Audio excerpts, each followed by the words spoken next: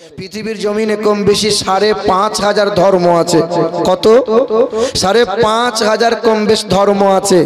সব ধর্মের মানুষ একজন সৃষ্টিকর্তা আছে এটা বিশ্বাস করে। আমাদের ভিতরে যত দল আছে, তবলিগি বলেন, দৈবন্দি বলেন, ওয়াহাবি বলেন, লামুজাবি, এ দল সে দল ইত্যাদি, তামাম দলমতের মানুষ সবাই এক আল্লাহকে আল্লাহ বলে বিশ্বাস করে, কিন্তু যত রকমের সমস্যার ঝামেলা করে আমার রাসূলুল্লাহকে নিয়ে। কি বলেন? হ্যাঁ, কেউ বলে নবী আমাদের মতো মানুষ, আমরা বলি না, নবীকে আমাদের মতো বলো না, নবীর সমতুল্য সমকক্ষ পৃথিবীর জমিনে আর দুইটা কেউ হবে? কেউ বলে নবী মাটির তৈরি, আমরা বলি নবী বাশার, নবী নূরের, শুধু মাটির বলে নবীকে অপদস্থ করিও না। কেউ বলে নবীর কোনো ক্ষমতা নাই, এত নবী নবী করে কোনো লাভ নাই, আমরা বলি নবী নবী করো, এই দুনিয়াতে কল্যাণ পাবে, হাসরের ময়দানে নবীর সুপারিশ পেয়ে রহমতের জান্নাত পাবে। আর একটু জোরে হবে না? এ বাবাজিরা, ভাইরা আমার, এবার আপনাদেরকে জিজ্ঞাসা করি, বলেন তো লা ইলাহা ইল্লাল্লাহ এই কলমার অর্ধাংশ যদি পড়া হয়, বিশ্বাস করা হয়, ঈমানদার হতে পারবে কি পারবে না? বলেন না, কখনোই না। লা ইলাহা ইল্লাল্লাহ মুহাম্মাদুর রাসূলুল্লাহ এই কলমাটা বললে পরে ঈমানদার হতে পারে কি পারে না? পারে কি পারে না? এই জন্যই আমাকে কমিটির লোক টাকা এমনি এমনি দেবে না। শোনেন, লা ইলাহা ইল্লাল্লাহ মুহাম্মাদুর রাসূলুল্লাহ এই কালমাটা বললে ঈমানদার হয় না। কলমা বামুনরাও বলে, দুর্গা পুজোতে কলমা যদি না বলা হয় তো দুর্গা পুজো শুদ্ধ হবে না। বলবো, একটু বলবো। আমাকে এমন সময় উঠিয়ে দিয়েছে যে সময় সেই রকম জনতা আর নাই, হিন্দু মুসলমান সবাই শুনতো তো একটু ভালো লাগতো। কি বলছেন? এ বাবা, বামুন যারা হয়, শুনছেন? হ্যাঁ, বামুন যারা হয় তা আসলে তারাই জানে, এই ছোটখাটো মালগুলো অত বুঝবে না। যারা প্রকৃত বামুন হয় তারা কিন্তু জানবে। বড়সড় পণ্ডিত হতে হবে।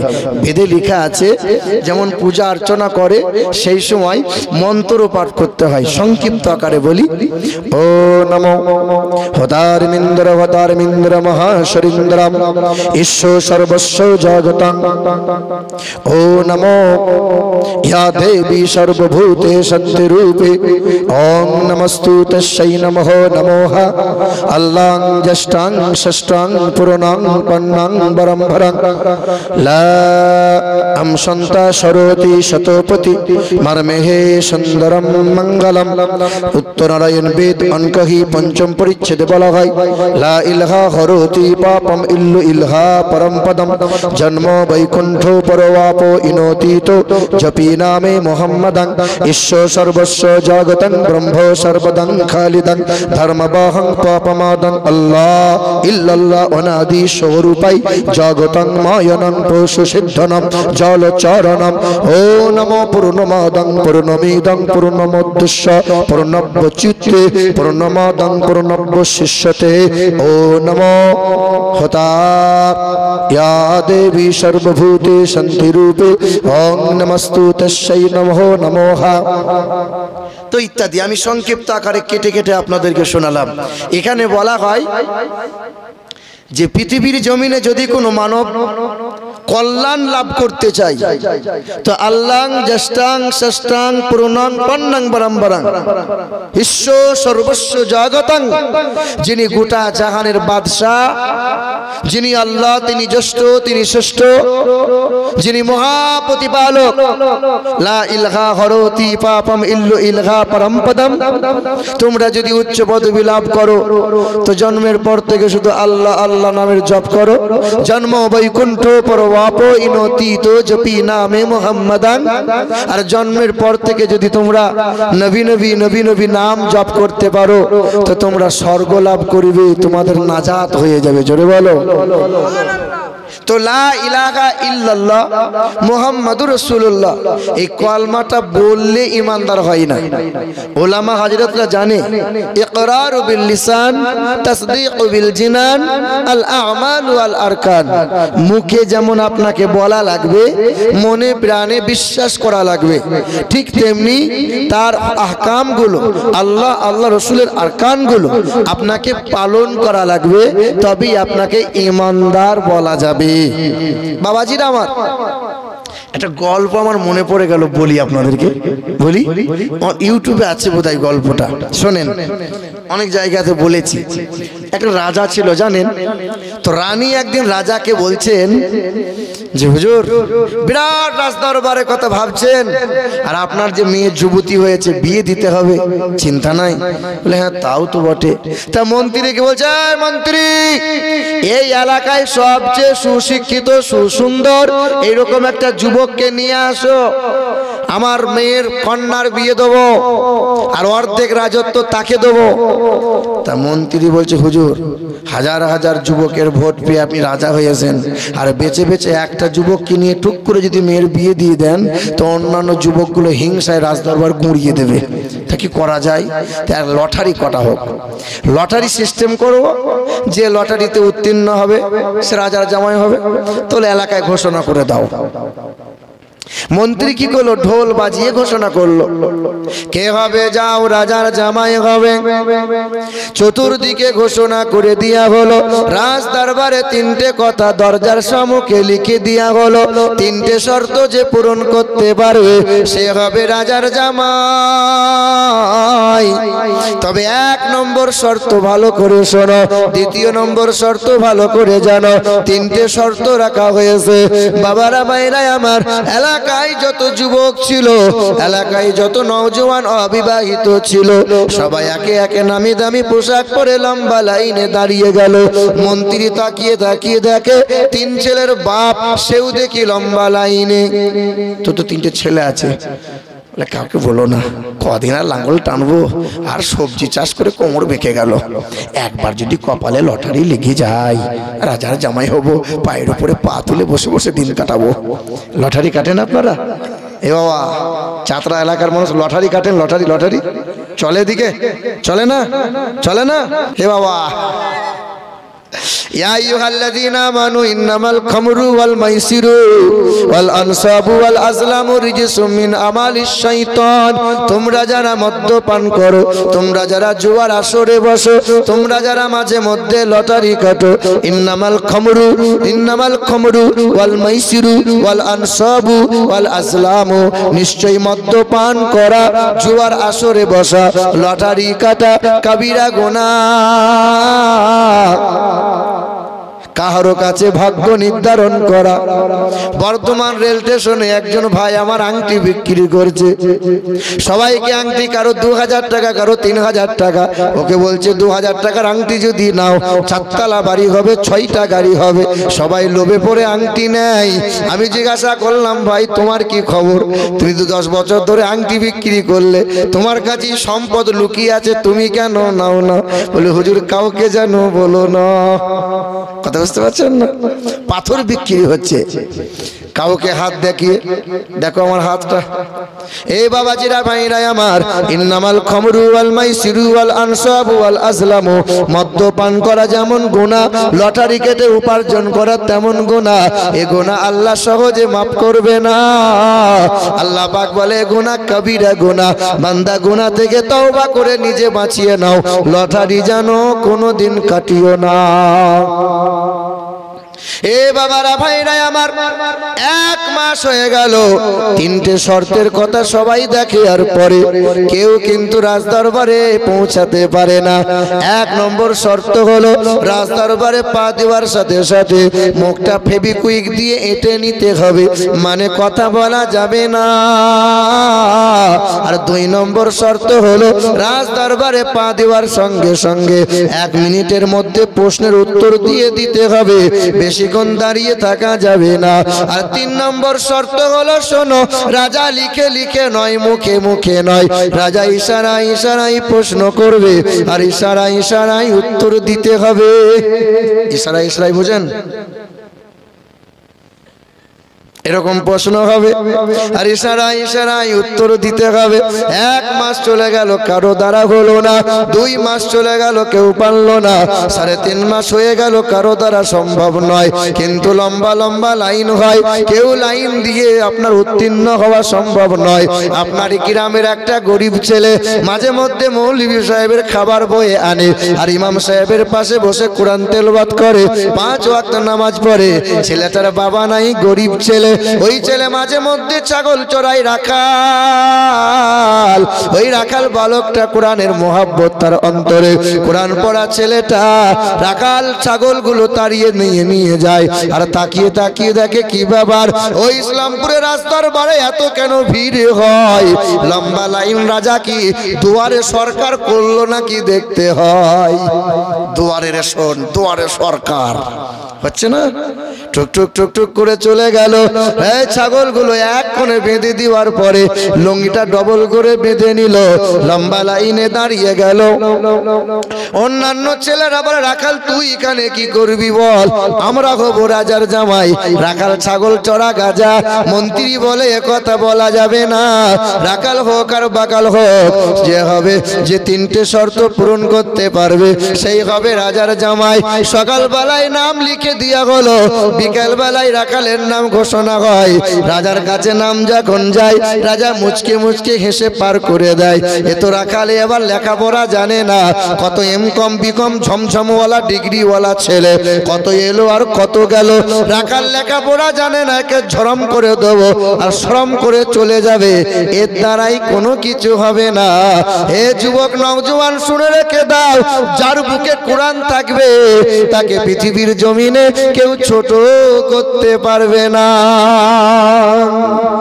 পারবে? কিছু মানুষ আছে দেখবেন শুধু মৌলবীদের খোঁচা মারে। আপনাদের গ্রামে নাই বোধহয়? আছে? মাশাআল্লাহ। না তার হ্যাঁ থাকবে, জানি থাকবে। এ বাবা 60 বছর বয়স আর চাকরি নাই, রিটায়ার হয়ে গেছে। দিয়ে এই লোকটা মনে মনে চিন্তা করছে বউয়ের কাছে সম্মান নাই, পাড়ার মানুষ কেউ সম্মান দেয় না, তো মৌলবীকে যাই খানিক খোঁচা মেরে আসি। মৌলবী সাহেব কি করে মক্তব করেছে একটা নতুন, আর মক্তবে সব মাদ্রাসার ছেলেগুলোকে মেয়েগুলোকে পড়াচ্ছে। আর এই গিয়ে টুকটুক করে মৌলবী সাহেব আসসালামু আলাইকুম। বলে ওয়ালাইকুম আসসালাম চাচা, কি ব্যাপার? বলে বাবা ঘর থেকে এলাম, তোমাকে প্রশ্ন করতে এলাম, তোমার কতটা বুদ্ধি আমি দেখতে এলাম। করো বাবা। তো বলে আমি যখন ঘর থেকে বার হলাম তখন আমার ঘড়িতে সকাল 6টা বাজে। এখন তোমার মক্তবে এসেছি, ঘুরতে ঘুরতে ঘুরতে ঘুরতে এলাম, তো এখন আমার ঘড়িতে বাজে 8টা। তা 6টার সময় বার হয়ে যদি 8টায় ঢুকি তা আসতে কতক্ষণ লাগলো? 2 ঘন্টা। তা 2 ঘন্টা যদি আসতে সময় লাগে বাবা, তাহলে মৌলবী সাহেব বলো তো আমার বয়স কত? মৌলবী সাহেব বলছে এটা প্রশ্ন হলো, আপনার বয়স আপনি জানবেন। দেখেছো মৌলবী লেখাপড়া করে না। এই যারা অঙ্ক ক্লাস 3, 4 যারা পড়েছে, একটা অঙ্ক আছে এইরকম, পিতার বয়স যদি এত হয় তো পুত্রের বয়স কত হবে, এরকম একটা অঙ্ক আছে। শুনে রেখে দেন। তো মৌলবী সাহেবকে প্রশ্ন করেছে বলো, তা মৌলবী সাহেব ছোট হচ্ছে, মানে অপমান করছে, মৌলবী সাহেব পারছে না। আর 10 বছরের ছেলেটা তালবিলি মাদ্রাসা থেকে এসে মৌলবী সাহেবের কাছে মক্তবে পড়ছে। বিচুতি মাল, একদম সাংঘাতিক জিনিস। এ বাবা, এ তখন নাকের পোঁটাটা এরকম মুছে নিয়ে কোরআনটা বন্ধ করে বলছে, হুজুর এই প্রশ্নের উত্তর আমি দেবো? তো দে বাবা দে। 10 বছরের ছেলে, চাষা আপনার প্রশ্ন কি? বলে আমার 2 ঘন্টা যদি বাড়ি থেকে আসতে সময় লাগে তাহলে আমার বয়স কত? তো ঝরম করে ছেলেটা বলছে আপনার বয়স এখন 60 বছর। কত? 60। তা বলছে বাবা তুই কি করে জানলি আমার বয়স 60? সত্যিই তো 60। তো জানলি কি করে বাবা? কি করে জানলি বাবা? বল বাবা বল। না না থাক বলবো না। না বাবা বল, তুই কি করে জানলি 10 বছরের ছেলে? চাচা রাগ করবেন না। না রাগ, তুই বল না বাবা। চাচা আমার বাড়িতে আমার বড় ভাই আছে, তার বয়স এখন 30 বছর। কত? কত? কিন্তু আধ পাগলা। কত পাগলা? আধ পাগলা। আধ পাগলা বোঝেন? আধ পাগলা। তো আমি বসে বসে হিসেব করলাম, আমার ভাইয়ের যদি বয়স 30 বছর আধ পাগলা হয়, তা ফুল পাগলা হলে বয়সটা কত হবে? কত হবে? তো এ মাল তখন সুরসুর করে লুঙ্গিটা তুলে পালাচ্ছে। চাচা কি ব্যাপার? সব জায়গায় পারা যাবে, মাদ্রাসা তালবিলিম দেখাতে পারা যাবে না। কথা শয়তান ভয় খায়।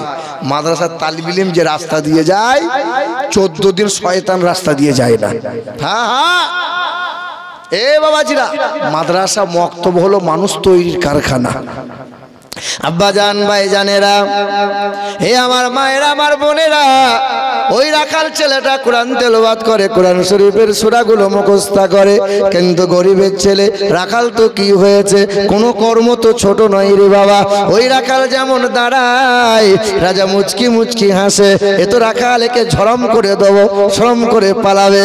রাখাল দাঁড়িয়ে আছে, মন্ত্রী বলছে বাবা যা করবি কর, কথা বলবি না, পারলে উত্তর দিবি, না পারলে চলে যাবি। রাজা কথাও বলে না, রাজা ইশারায় ইশারায় প্রশ্ন করে। রাখাল তখন মনে মনে চিন্তা করে, আমার অনেকগুলো ভালো ভালো খাসি,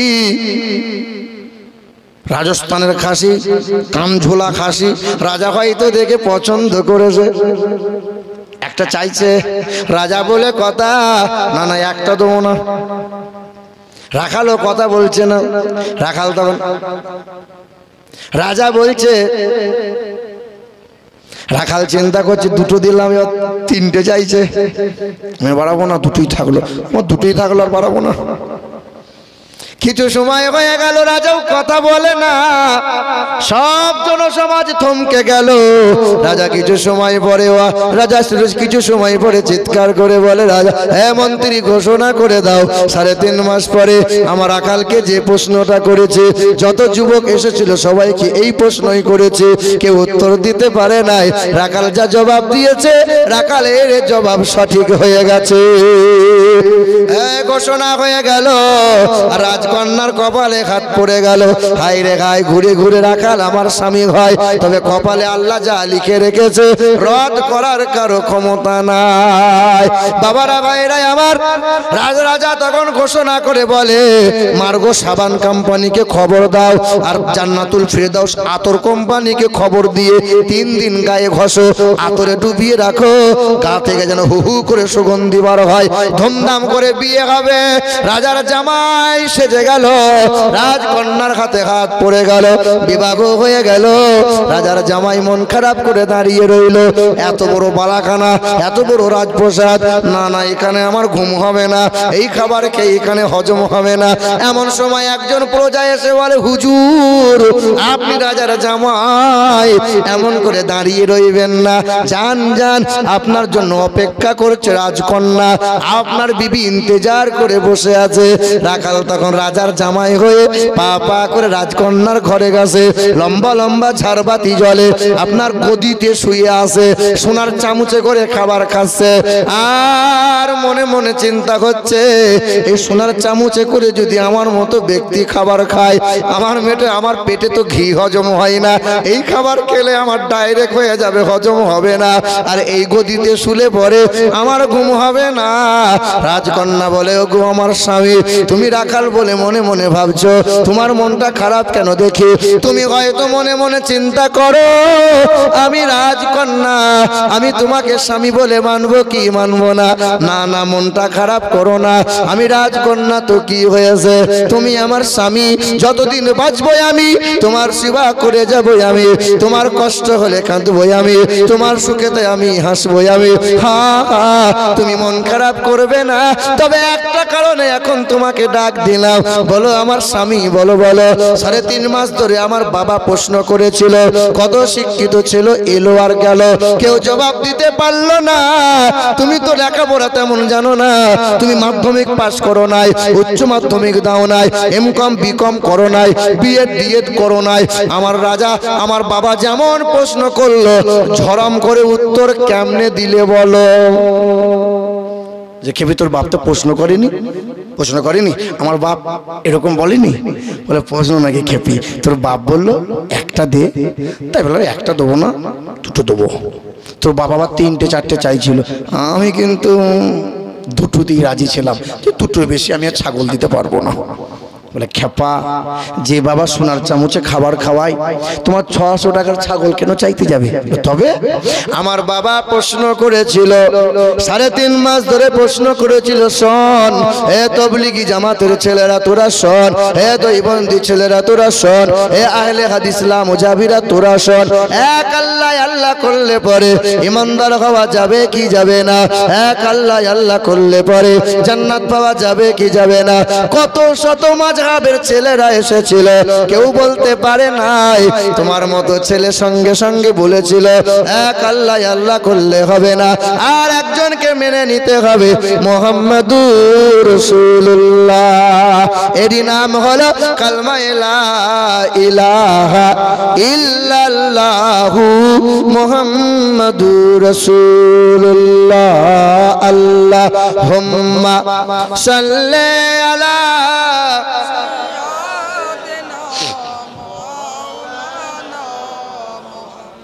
ওয়ালা আলে সাইয়্যিদিনা। এ বাবাজিরা, ভাইরা আমার, এ চাতরা গ্রামের এলাকার মুসলমানেরা, আপনি কোরআনটা একবার পড়েন, আপনি আপনার ছেলেকে কোরআন পড়া শেখান। কেন জানেন? আমার আল্লাহ পাক রব্বুল আলামিন জানিয়ে দেন, মা আতাকুমুর রাসূলু ফাকুযুহু ওয়া মা নাহাকুম আনহু ফান্তাহু ওয়াত্তাকুল্লাহ। কোরআনেতে পারা নম্বর 28, সূরার নাম সূরা হাসর, আয়াত নম্বর 8, পৃষ্ঠা নম্বর 7, লাইন নম্বর 6। আমার আল্লাহ পাক জগতের মানুষকে জানিয়ে দেয়, মা আতাকুমুর রাসূলু ওয়া মা আতাকুমুর রাসূলু ফাকুযুহু ওয়া মা নাহাকুম আনহু ফান্তাহু। আমার নবী তোমাদেরকে যা যা দেবে তা তোমরা গ্রহণ করে নাও।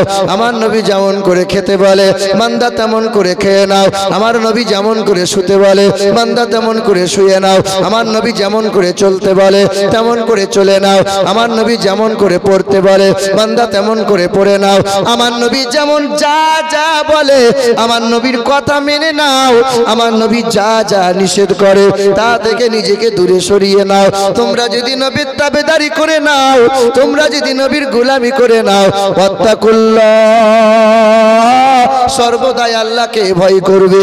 আল্লাযীনা ইয়াযকুরুনাল্লাহা কিয়ামান ওয়া কুউদান ওয়া আলা জুনুবিহিম। কোরআনেতে পারা নম্বর 4, পৃষ্ঠা নম্বর 12, লাইন নম্বর 11। আমার আল্লাহ পাক জগতের মানুষকে জানিয়ে দিল, আল্লাযীনা ইয়াযকুরুনাল্লাহা কিয়ামান ওয়া কুউদান। আমার নবীর তাবেদারি করে নাও, আল্লাহকে সবচেয়ে বেশি ভয় করে নাও। চলবে আল্লাহকে ভয় করবে, হাসবে আল্লাহকে ভয় করবে, ঘুমাতে যাবে আল্লাহকে স্মরণ করবে। 24 ঘন্টা জিন্দেগিতে বান্দা সর্বদাই আল্লাহ তোমার হৃদয়ে থাকবে, অন্তরে নবী থাকবে। যদি তোমরা মেনে নিতে পারো, উদখুলুল জান্নাহ আনতুম ওয়া আজওয়াজুকুম তুহবারুন। কোরআনেতে পারা নম্বর 25, সূরার নাম সূরা যুখরাফ, আয়াত নম্বর 79, 69। আমার আল্লাহ পাক জগতের মানুষকে জানিয়ে দেয়, উদখুলুল জান্নাহ, আমি আল্লাহ পাক ওই বান্দা বান্দি দিগকে রহমতের জান্নাত দান করব। হ্যাঁ হ্যাঁ, তার আহলে পরিবারদেরকে নিয়ে ওই বান্দা বান্দি রহমতের জান্নাত পেয়ে যাবে। এ মুসলমানের ছেলেরা শুনে রেখে দেন, আল্লাহর নবীর পাক জুবানের ঘোষণা, খায়রুকুম মান তাআল্লামাল কুরআনা ওয়া আল্লামাহু। আমার নবী বলেছেন, শোনো, যে ব্যক্তি কোরআন পড়ে, যে ব্যক্তি কোরআন পড়া শেখায়, পৃথিবীর জমিনে সর্বশ্রেষ্ঠ মানব তারা। আর আমরা হলাম তারা ইংরেজি আর বাংলাকে শিক্ষাকে বেশি মূল্যায়ন দিয়েছি যারা। এ বাবারা, ভাইরা আমার, আপনার ছেলেকে ইংরেজি পড়ান, আমি মানা করি নাই। আপনার ছেলে গণিত শেখান, মানা করি নাই। আপনার ছেলেকে বাংলা পড়ান, ইতিহাস ভূগোল পড়ান, আমি কোনোদিন মানা করি নাই, আপনার ছেলে মাস্টার ডাক্তার হোক মানা করি নাই, তবে আমি এটা বলেছিলাম ইংরেজির দাম সামান্য কয়দিনে ইংরেজি আপনার চলবে শুধু ইনকামের জন্য, কবরে ইংরেজি চলবে না, বিয়ে পড়ানোর সময় ইংরেজি চলবে না, নামাজে ইংরেজি চলবে না, জিয়ারত করতে গেলে ইংরেজি চলবে না।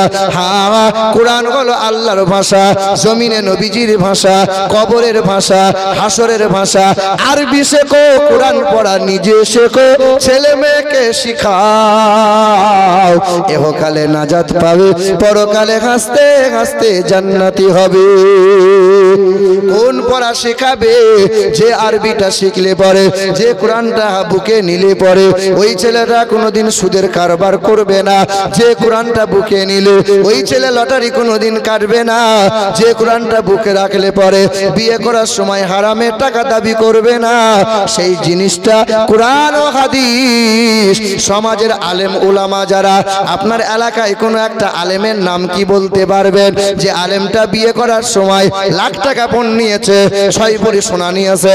একটা আলেমের নাম বলে দেন। সুদের কারবার করে, মাঝে মধ্যে বাজারে গিয়ে লটারি কাটে? না না, বলতে পারবেন না। কিন্তু কত শত মানুষ আছে বিয়ে করার সময় শ্বশুরের গলায় বাঁশ দিয়ে চুষে চুষে নিয়েছে, সুদের কারবার বন্ধ করে না, আর লটারি মাঝে মধ্যে কাটে। মাশাআল্লাহ, লটারি বেটা ছাড়বে না। ভুল বলছি নাকি? আপনার এলাকার কোন একটা আলেম মৌলবি দেখান যে সুদ খায়, যে মৌলবিটা বিয়ে করেছে আর শ্বশুরের গলায় বাঁশ দিয়ে টাকা নিয়েছে। আপনাদের এলাকায় সব চলে না, আমাদের বর্ধমান ডিস্ট্রিক্টে চলে। চলে না? 1 লাখ 2 লাখ টাকা না দিলে ছেলে মানে এঁড়ে গরুর বিয়ে হবে না। হ্যাঁ, আমাকে মেয়ের বাপ ডেকেছিল একবার, হুজুর আসেন, আমার মেয়েটাকে দেখতে আসে, ওই অনেক দূর থেকে আসে, আপনি একটু আসেন না, খুব আপনার গরিব মানুষ। তা গরিব মানুষ ডেকেছে, মহব্বতের মানুষ, খুব ভক্তি করে, গেয়েছি।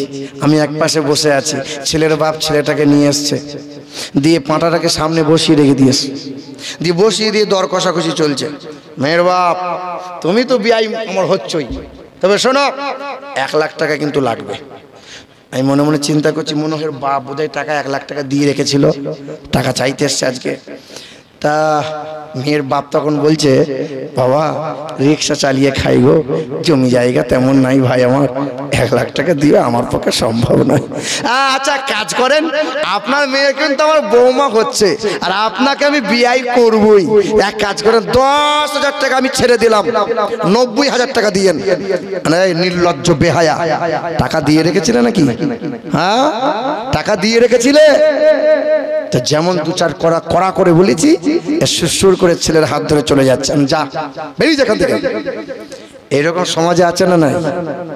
এই শুনে রেখে দেন, সে হিন্দু বলো মুসলমান বলো, খাস করে আমার জাতিকে বলছি, ছেলের বিয়ে দেবে, দর কষাকষি হয়ে গেছে।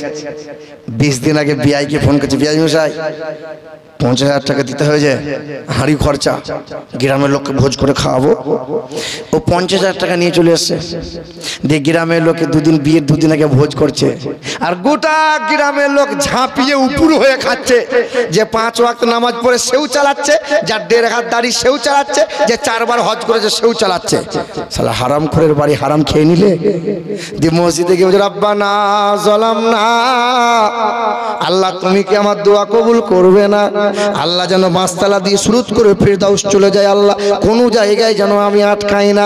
ফেরেশতা বলছে, হারাম করে বাড়ি হারাম খেয়ে আমার কাছে দোয়া চাইতে এলি, আল্লাহ পাকের দরবারে তোর দোয়া কবুল হবে না, তোকে আছিলা করে ছিলবো, আয় তোকে বেটা সহজে ছাড়বো না। আমাদের বর্ধমান ডিস্ট্রিক্টে খুব চলে, কিছু কিছু কমিয়ে দিয়ে গেল আমাদের, খুব ওয়াজ নসিহত। এই কথাটা আমি 5 বছর ধরে বলছি, যেখানে যাই সেখানেই বলি, যেখানে যাই সেখানেই বলি। হ্যাঁ, আদেশ করিল আল্লাহ পবিত্র কোরআনে, আরে বিবাহ করিও যত আদম সন্তানে। আরে কোরআনে আদেশ আল্লাহ যদি না করিত, আরে মানুষের বংশ সব ধ্বংস হয়ে যেত। কিন্তু হাই বর্তমানে হইতেছে এমন, বেটির বিয়েতে বেটার বাপ নিচ্ছে কত পণ, কেউ বা নিচ্ছে সোনা দানা, কেউ বা টাকা করি, আরে কেউ বা নিচ্ছে সোনা দানা, কেউ বা টাকা করি, আরে কেউ বা নিচ্ছে জমি জায়গা, কেউ বা নিচ্ছে বাড়ি। আবারও কত বাপজি বলে দেখি নিব না কোপন, আর বেটা বেটি সাজিয়ে দিকে বিয়াইও আপন। টাকার বেলায় সাধু সাজে, জমির বেলায় চোর, আর বর্তমানে কিছু বেটার বাপ এমনি হারাম খোর। আরে চোর লোকে চুরি করে অন্ধকার হলে, আরে বেটার বাপ চুরি করে দিনেরই আলোতে। হায়রে বেটার বাপ তুমি এমনি লোভী হলে, আরে টাকার বদলে বেটা বিক্রিও করিলে। ইসলামপুর বাজারে শুনি বিক্রি হয় পাঁঠা, আর ইসলামপুর বাজারে শুনি বিক্রি হয় পাঁঠা, আরে পাঁঠার মতো বিক্রি করো তোমরা নিজের বেটা। আরে তোমার জন্য কত নারী বিষ পান করে, আরে কত নারী গলায় দড়ি দিয়ে ঝুলে মরে। এর জন্য কে বাদাই জানো বেটার বাপ, আর বেটির বাপের কাছে নিচ্ছ তুমি শত শত অভিশাপ। বেটা 4 বার হজ করেছে, তাহাজ্জুদের নামাজ পড়ে, কপালটা কালো করে ফেলেছে, আর বেটার বিয়ে দেওয়ার সময় 4 লাখ টাকা নগদ নিয়েছে, 7 ভরি সোনা নিয়েছে। এই মানুষটা যদি কাবা শরীফের দিওয়াল ধরে ঝরঝর করে কাঁদে, আল্লাহ বলবে বান্দা তোর সব গুনাহ মাফ করব, ওই গুনাহটা আমি আল্লাহ মাফ করব না। ওই মানুষটা যদি মারা যায়, জানাজা যদি মক্কা মদিনার ইমাম পড়ায়, আমি আল্লাহ বলে ওই গুনাহ কিন্তু মাফ করব না।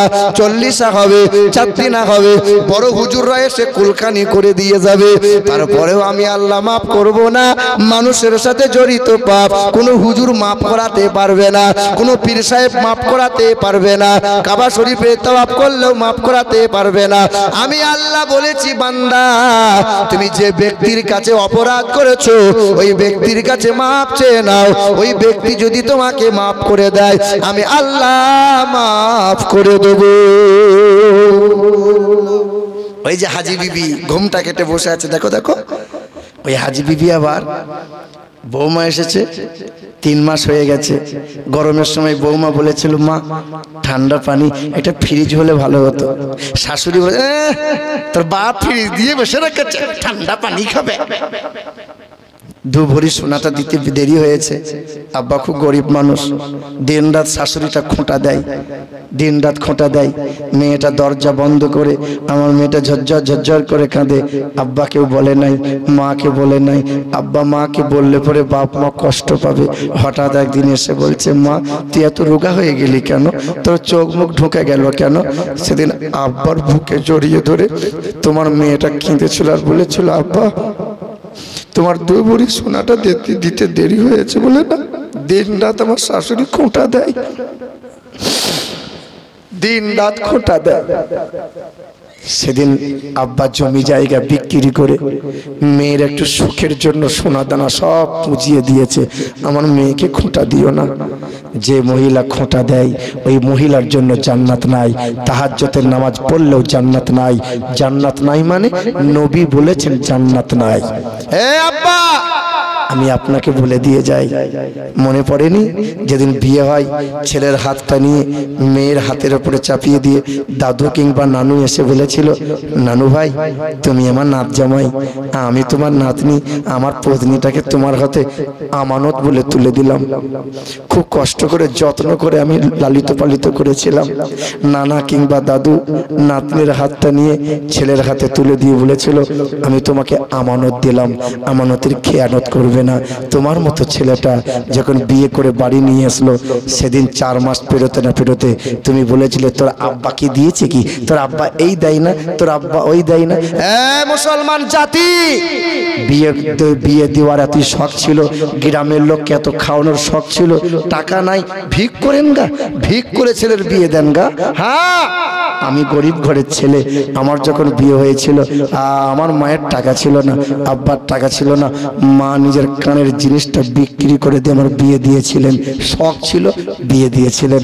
আমি আপনাকে অনুরোধ করে দিয়ে যাই, আপনার পায়ে হাত রেখে বলে দিয়ে যাই, এই অপরাধটা করিয়েন না, যে অপরাধটা আল্লাহ মাফ করবে না। এখানে তো অনেকজনের বেটার বাপ বসে আছেন, হাতটা তুলে বলতে পারবেন আগামীতে বেটার বিয়ে দেবো, কিন্তু এক পয়সা হারামের দাবি করব না? দেখি কোন বেটার বাপ আছে, দেখি। একটা মানুষ, দুটো মানুষ, আর কেউ আছে? আর কেউ আছে? তিনটে, চারটে, আর কেউ আছে? আর কেউ নাই? এ ভালো করে হাত তোল। পাঁচটা হাত তোলো। আমি কেন তুলতে বলছি? হ্যাঁ, হাতটা তোলার কারণ আছে। আল্লাহ বলেছেন হাত কথা বলবে, যে হাত কথা বলবে। আলিয়াউমা নাকতিমু আলা আফওয়াহিহিম ওয়া তুকাল্লিমুনা আইদিহিম, মালিকের দরবারে সাক্ষী হয়ে যাবে আল্লাহ। সেদিন বান্দার মুখটা সেলাই করে দেওয়া হবে, হাত কথা বলবে। মুসিবতের দিনে এই কথা বলবে আর বেড়া পার হয়ে যাবে বান্দার। আর একবার হাতটা তুলে বলেন কোন কোন বান্দা রাজি আছেন যে ছেলের বিয়েতে টাকা নেবেন না? 1 2 3 4 5 6 7, বাকি কাউরির ছেলে নাই? আর না না, যারা হাত তুলেছে মালিকের দরবারে অঙ্গীকার নেবে না ইনশাআল্লাহ। বলে ইনশাআল্লাহ। নারে তাকবীর, সকলে বলো নারে তাকবীর, নারে রিসালাত, নারে রিসালাত, মাসলাকে আলা হযরত উলামায়ে আহলে সুন্নাহ। দরুদ শরীফ পড়ি আল্লাহুম্মা সাল্লি আলা। আর গরম পানি আছে, দেন তো গ্লাসে দেন। ওয়ালা আলে সাইয়্যিদানা